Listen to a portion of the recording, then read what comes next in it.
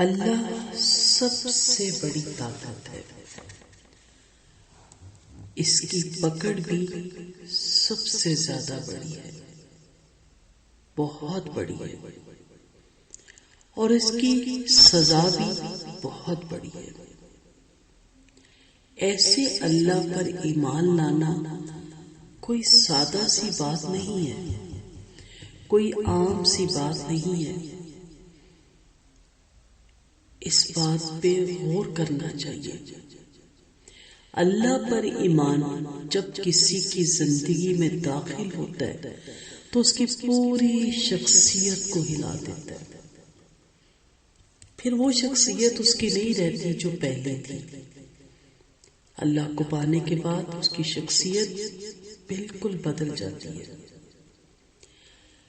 آپ دیکھیں، انسان شیر کو کھلا ہوا دیکھتا ہے تو اس کی شخصیت ہل جاتی ہے، اس کی شخصیت میں ایک تیزی آ جاتی ہے، اور انسان یہ سن کر کہ شیر کھل گیا یا اس کے پنجرے کا دروازہ کھلا رہ گیا تو انسان کانپ اٹھتا ہے، اور یہاں تک کہ وہ بند پنجرے میں بہت سے تالوں کے اندر بھی جب دھاڑتا ہے تو اس کی آواز سے سارے باغ میں جو گھوم رہے ہوتے ہیں سب خاموش ہو جاتی ہے۔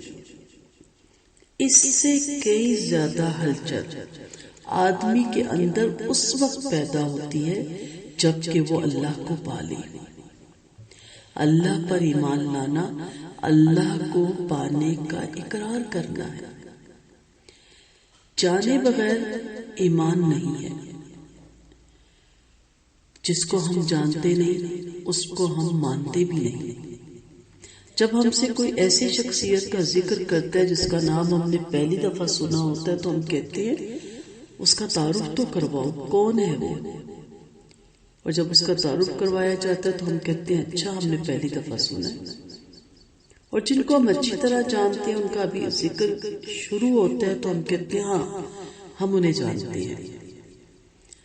اللہ کو ماننے سے پہلے جانے کہ وہ ذات کیا ہے۔ جب کوئی شخص حقیقی معنوں میں اللہ کو پاتا ہے تو اللہ کے لیے وہ حقیقت بن جاتا ہے، وہ اللہ اس کے لیے حقیقت بن جاتا ہے جس پر وہ سب سے زیادہ یقین کرے۔ اللہ اس کے لیے وہ طاقت بن جاتا ہے جس سے وہ سب سے زیادہ ڈرے۔ ایمان وہ ہے جو آدمی کی زندگی میں بہت چال بن کر داخل ہو، زلزلہ بن کر داخل ہو، ہلا مارے اس کو، جو قیامت کے زلزلے سے پہلے آدمی کے لیے زلزلہ بن جائے۔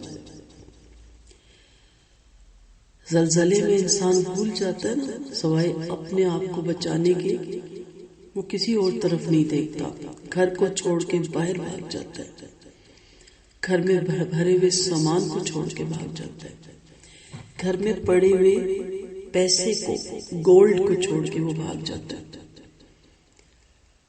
سر پر دوڑتا ہے صرف اس لیے کہ میں بچ جاؤں۔ قیامت کے دن بھی یہی ہوگا نا کہ نفسا نفسی ہوگی اور ہر انسان چاہے گا کہ میں بچ جاؤں۔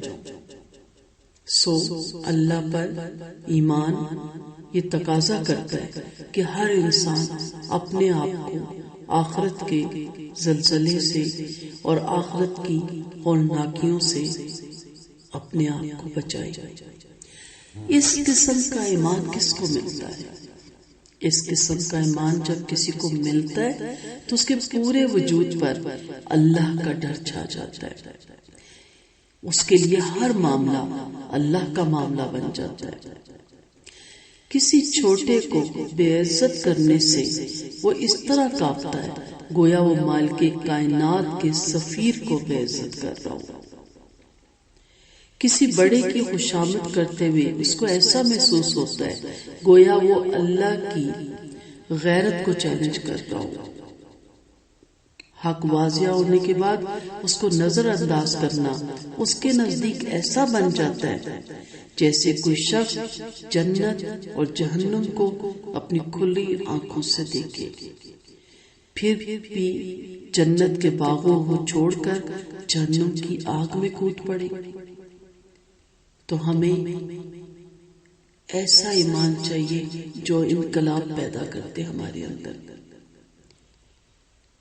نہ کہ ایسا ایمان جو سنا سنایا بڑوں سے آگے لے کے اس کو چل پڑے۔ اللہ پر ایمان اس طرح لائے کہ آپ کی شخصیت بدل جائے، ہماری شخصیت بدل جائے۔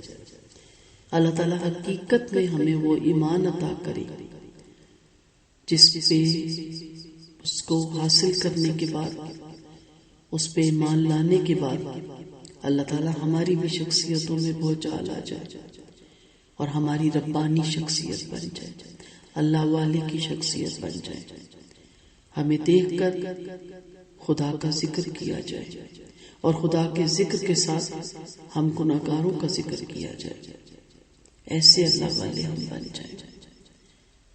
آمین ثم آمین۔